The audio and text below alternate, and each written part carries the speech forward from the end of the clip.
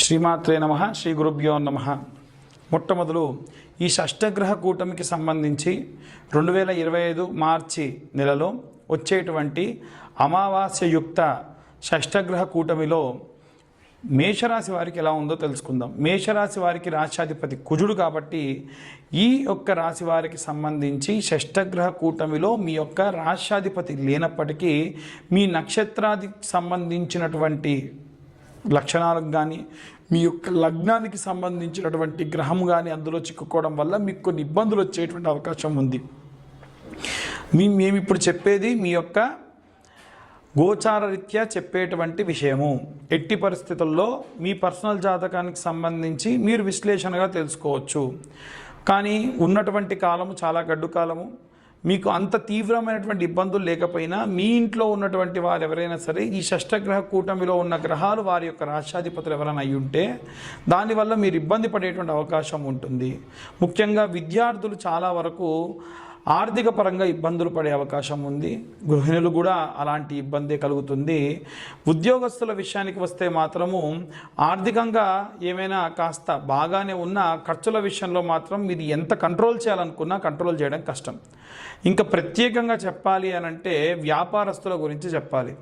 వ్యాపారస్తులు మనం తరచూ తెలుసుకునేటువంటి వారి యొక్క విషయాలు మనం అంటే వ్యాపారస్తుల విషయంలో వారికి ముఖ్యంగా ఉండవలసినటువంటిది బుధగ్రహానికి సంబంధించిన అనుకూలత.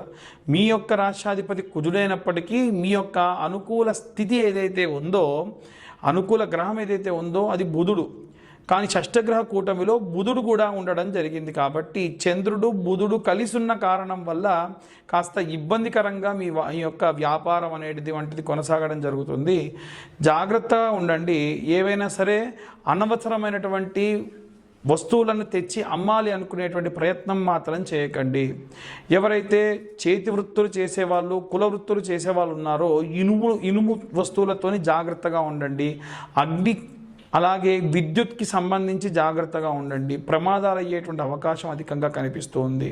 ముఖ్యంగా సినీ రాజకీయ రంగాల వారికి సంబంధించి మనం కరోనా సమయంలో చూసినంత పాండమిక్ సిచ్యువేషన్లు ఉండకపోయినప్పటికీ స్వతహాగా వీరి యొక్క జాతకంలో 2 నెలలు 3 నెలల పాటు అంటే ఫిబ్రవరి 3వ వారం నుంచి 4వ వారం నుంచి ప్రారంభమయ్యి ఏప్రిల్ ఆఖరి వరకు కూడా ఈ ఇబ్బందులు చాలా వరకు ఎదురయ్యేటువంటి వాళ్ళు చాలామంది కనిపిస్తూ ఉన్నారు. ఎవరైనా సరే విడాకుల కోసం చూస్తున్న వాళ్ళు ఎవరైనా ఉన్నా కాస్త ఓపిక పట్టండి. ఈ సిచ్యువేషన్లో మీరు ఆ విడాకుల కోసం ప్రయత్నించడం మంచిది కాదు. వివాహం కోసం చూస్తున్న వాళ్ళకు మాత్రం ఖచ్చితంగా వివాహం అవుతుంది. కానీ మీ వివాహం జరిగే సమయంలో కానీ ఎంగేజ్మెంట్ సమయంలో కానీ ఏదో ఒక చికాకు ఇబ్బంది మీ మనసును బాగా కలత చెందేట్టుగా చేస్తుంది. అలాగే ఎవరైతే సంతానం కోసం ఎదురు చూస్తూ ఉన్నారో, ఇవాళ రేపు ఐవీఎఫ్ పద్ధతుల ద్వారా వెళ్తూ ఉన్నారో మంచి కాలం అని చెప్పొచ్చు. కానీ జాగ్రత్తగా ఉండండి. 2వసారి 3వసారి కాకుండా మొదటిసారే అయ్యేట్టుగా మీ ఆరోగ్యాన్ని కూడా మీరు కాపాడుకోండి. ఇంకా ప్రత్యేకంగా అన్ని రాసుల వారికి సంబంధించి అన్ని వర్గాల వారికి సంబంధించి ఎలాంటి రెమెడీస్ తీసుకోవాలి, ఎలాంటి నియమ నిబంధనలు పాటించాలి ఇప్పుడు మనం తెలుసుకుందాం. 2025 మార్చి 29వ తారీఖున షష్టగ్రహ కూటమి వస్తుంది. మనం ఇప్పుడు మాట్లాడుకునేది షష్టగ్రహ కూటమి, అది కూడా అమావాస్యయుక్త షష్టగ్రహ కూటమి. ఈ షష్టగ్రహ కూటమిలో ఏ గ్రహాలు ఎవరింట్లో ఉంటున్నాయి, ఎవరిల్లు ఏంటి అంటే మనకున్నటువంటి 12 ఉంటాయండి. మొత్తం 12 రాసులు ఉంటాయి కదా. ఒక్కొక్క రాశి ఒక్కొక్క గ్రహానికి ఒక్కొక్క రాశికి అధిపతి ఉంటాడు. అలా ఉన్నటువంటి రాశ్యాధిపతులు మేషము, వృషభము, మిథునము ఎవరి రాశికి సంబంధించి ఉంటారు. వీరందరూ కూడా నేను చెప్పేటువంటి గ్రహాలు ఎవరెవరంటే సూర్యుడు, చంద్రుడు, శని, రాహువు, శుక్రుడు, బుధుడు, ఈ 6 గ్రహాలు కూడా మనకి మీనరాశిలో షష్టగ్రహ కూటమి జరగబోతుంది. ఎవరింట్లో అయితే ఉంటున్నారో అంటే ఇప్పుడు మీనరాశి వాళ్ళకి సంబంధించి అది ఇల్లు అనుకోండి. ఆ ఇంట్లో అందులో ఆయనకు అనుకూలంగా ఉన్నవాళ్ళు, అనుకూలంగా లేని వాళ్ళు వచ్చి పెద్ద గొడవ పెట్టేసుకున్నారనుకోండి, ఏమవుతుంది? వచ్చిన వాళ్ళందరికీ కూడా అబ్బో ఇక్కడ పెద్ద గొడవ అవుతుంది అని అనుకుంటారు. అలా ఈ రాశి వాళ్ళందరికీ అన్ని రాసుల వాళ్ళకి ప్రభావం ఉంటుంది దీనివల్ల. ఎందుకు అన్నట్టు ఒక పెద్ద బిల్డింగ్ ఉందండి, ఆ బిల్డింగ్ కూలిపోయింది అనుకోండి, ఆ బిల్డింగ్లో ఉన్న వాళ్ళకి ఇబ్బందా? ఆ బిల్డింగ్ కూలిపోయిన తర్వాతకి వాటి యొక్క ముక్కలు వెళ్ళి ఎవరి ఇంటి మీద పడినా వారికి కూడా ఇబ్బందే కదా. అలా ఈ షష్టగ్రహ కూటం వల్ల ఉన్నటువంటి అన్ని రాసుల్లో ఉన్న వారికి కూడా ఇబ్బందులు ఉన్నాయి. ప్రత్యేకంగా మటుకు నేను చెప్పిన ఈ గ్రహాలకి ఇబ్బంది ఉంటుంది.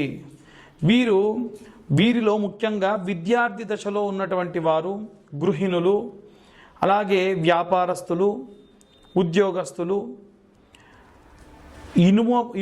ఇనుము వస్తువులతోని చేతి పనులు చేసేటువంటి వాళ్ళు, అలాగే ఎవరైనా సరే కుల వృత్తులు చేసేటువంటి వాళ్ళు, అంటే బట్టలు నేసేవాళ్ళు కానివ్వండి, పొలం పనులకు వెళ్ళే వాళ్ళు కానివ్వండి, చెప్పులు కుట్టేవాళ్ళు కానివ్వండి, నేను చెప్పినటువంటి కుల వృత్తులు ఎవరు వాళ్ళ కుల వృత్తులు చేస్తే ఆఖరికి గేదె పాలు తీసేటువంటి మా యొక్క యాదవ అన్నలు కూడా వాళ్ళందరితో సహా ప్రతి ఒక్కళ్ళకి కూడా ఇబ్బందులు ఉంటాయి.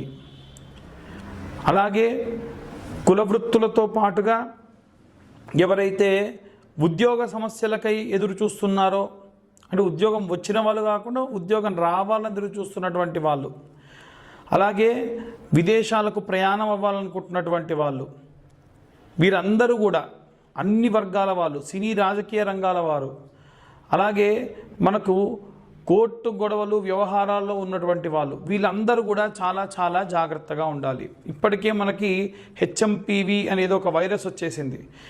కరోనా అంత ప్రమాదకరమైనటువంటి సమయం అయితే కాకపోయినప్పటికీ చిన్న చిన్న ఇబ్బందులు, అనవసరమైన ఖర్చులు అన్ని వర్గాల వారికి ఉంటాయి.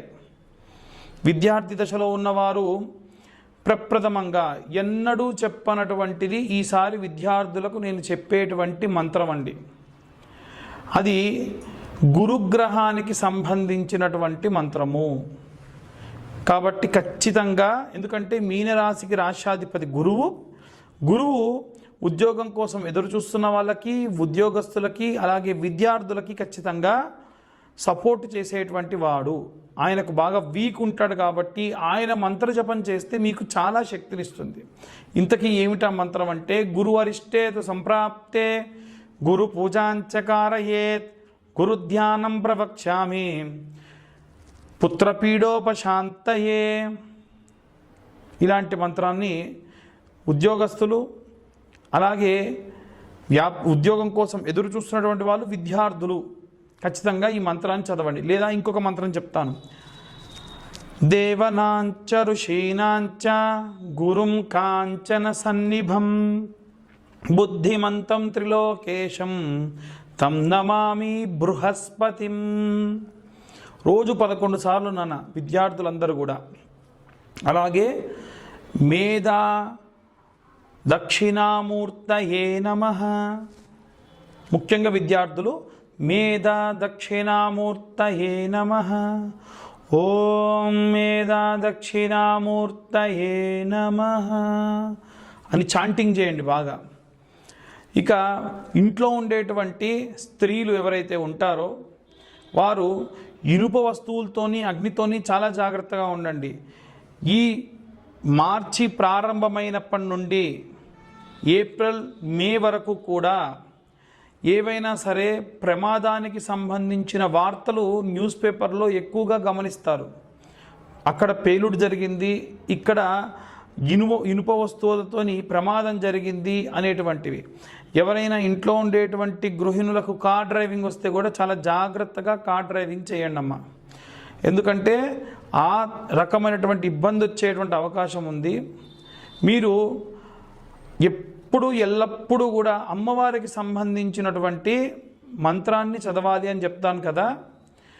మీరు ఈసారి మాత్రము లక్ష్మీనారసింహస్వామికి సంబంధించిన మంత్రం చదవండి. ఆడవాళ్ళు, ముఖ్యంగా ఇంట్లో ఉన్న గృహిణులు. ఏంటా మంత్రం అంటే, బహిష్టైన సమయంలో చేయకూడదు. ఉద్యోగానికి వెళ్ళే స్త్రీలు కానీ, ఇంట్లో ఉండే గృహిణులు కానీ ఈ మంత్రం చదవండి. ఏమిటంటే, ఓం వజ్రధన్ష్టాయ విద్మహే తీష్టతంకృష్టాయ ధీమహి తన్నో నారసింహ ప్రచోదయాత్ అనే ఈ మంత్రాన్ని చదవండి. దీనివల్ల లక్ష్మీనారసింహస్వామి యొక్క సంపూర్ణ కృప కలుగుతుంది. అలాగే ఎవరైతే ఉద్యోగం కోసం చూస్తున్న వాళ్ళు, ఉద్యోగంలో చేరిన వాళ్ళు ఎవరైతే ఉంటారో మీరు చెప్పినటువంటి బృహస్పతి మంత్రమే చదవండి. దేవనాంచ ఋషీనాంచ గురుంకాంచన సన్నిభం బుద్ధిమంతం త్రిలోకేశం తం నమామి బృహస్పతిం. మరొకసారి చెప్తున్నాను, దేవనాంచ ఋషీనాంచ గురుంకాంచన సన్నిభం బుద్ధిమంతం త్రిలోకేశం తం నమామి బృహస్పతిం అనేటువంటి మంత్రాన్ని చదవండి. దీనివల్ల మీకు విపరీతమైనటువంటి శక్తి లభిస్తుంది. ఉద్యోగంలో మంచి పురోగతులు లభిస్తాయి. ఆటంకాలు ఖచ్చితంగా చెబుతున్నామండి. మార్చి 15 నుండి ఏప్రిల్ 15 వరకు కూడా ఎన్నో రకాల ఆటంకాలు ఉంటాయి. అన్నిటినీ కూడా అవరోధాలని మీరు దాటుకొని వెళ్ళిపోతారు. ఇక ఎవరైతే చేతి వృత్తుల వాళ్ళు, ఇనుప వస్తువులతో పనిచేసేటువంటి వాళ్ళు, కుల వృత్తులు చేసేవాళ్ళు, శని చాలీసా ఉంటుంది. శని చాలీసా చదువుకోండి. శని చాలీసా యూట్యూబ్లో పెడితే కూడా వస్తుంది, వినండి. అలాగే శనికి సంబంధించిన నీలాంజన సమాభాసం రవిపుత్రమిమాగ్రజం ఛాయా మార్తాండ సంభూతం తం నమామి శనేచ్చరం. చాలామంది శనీశ్వరం అని చదువుతున్నారు, అది శనేచ్చరం అని చదవండి. దీనివల్ల కూడా మీ యొక్క కులవృత్తులకు ఎటువంటి ఆటంకం రాకుండా శని అడ్డుగా నిలబడతాడు. శని కర్మఫలదాత, మీరు చేసే ప్రతి మంచి పనికి కూడా కాపాడతాడు. ఇంకా ఎవరైతే విదేశాలకు వెళ్ళాలనుకుంటూ ఉన్నారో, దూర ప్రయాణాలు చేసే వాళ్లకు కావాల్సిన రక్ష ఎవరంటే కులదేవత రక్ష. కాబట్టి మీ ఇంట్లో ఉప్పలం ఉంది, ఎల్లం ఉంది, లేదా మీ ఇష్టదేవత ఉంది, వారి దేవాలయానికి వెళ్ళి, వారి దేవాలయం గురువారం నాడు వెళ్ళాలి, మంగళవారం నాడు వెళ్ళాలనుకోండి, వెళ్తూనే ఉండండి. అలాగే ఎవరైతే కోర్టు వ్యవహారాల్లో చిక్కుకొని ఇబ్బంది పడి ఉన్నారో వాళ్ళందరూ కూడా ఓం క్లీంకార్యై నమః, ఓం క్లీంకార్యై నమః అన్న మంత్రాన్ని చదవండి. క్యాబేజీ వేరు ఉంటుందండి. క్యాబేజీ వేరుని మీరు పాలలో నానబెట్టి కోర్టుకు వెళ్ళేటప్పుడు నోట్లో పెట్టుకొని వెళ్ళండి. ఖచ్చితంగా ఆ యొక్క పని దిగ్విజయవంతం అవుతుంది. ఎవరైతే సినీ రాజకీయ రంగాల వారు ఉన్నారో వారు ఈ మంత్రాన్ని చదవడం చాలా మంచిది. ఓం క్లీం కృష్ణాయ వాసుదేవాయ హరయే పరమాత్మనే ప్రణతక్లేశనాశాయ గోవిందాయ నమో నమః. ఈ మంత్రం చదివి మంచి రిజల్ట్ వచ్చిందని చెప్పిన వాళ్ళు కూడా చాలామంది ఉన్నారు. చాలామంది జాతకం గురించి కూడా మాకు కాల్స్ చేస్తూ ఉన్నారు. మీ పర్సనల్ జాతకం గురించి తెలుసుకోవాలి అంటే, మీకు 60 పేజీల్లో మీ జాతకం అంతా కూడా మీకు రావాలి అంటే మీరు కింద ఉన్నటువంటి నెంబర్కి కాల్ చేయండి. మీ date of birth, time of birth, place of birth మీరు మాకు పంపించండి. డీటెయిల్గా మీ జాతకం అంతా కూడా 60 పేజీల్లో మీకు పంపించడం జరుగుతుంది. 2025 సంవత్సరంలో ఈ సంవత్సరం ఎంతుందో అంతే, అంటే 2025 రూపాయలు మేము ఛార్జ్ చేయడం జరుగుతుంది. 3 గంటల పాటు మా క్యాలిక్యులేషన్కి టైం పడుతుంది. మీకు ఇచ్చిన తర్వాత కూడా మీతో 40 to 50 మినిట్స్ మాట్లాడడం జరుగుతుంది. కాబట్టి మీకు ఒకవేళ మీ పర్సనల్ జాతకం తెలుసుకోవాలి, గతంలో ఏం జరిగింది, ముందేం జరగబోతుంది, ఎలాంటి రెమెడీస్ కావాలి అనేటప్పుడు మా నెంబర్కి కాల్ చేసి మీరు అన్ని విషయాలు కూడా తెలుసుకోవచ్చు.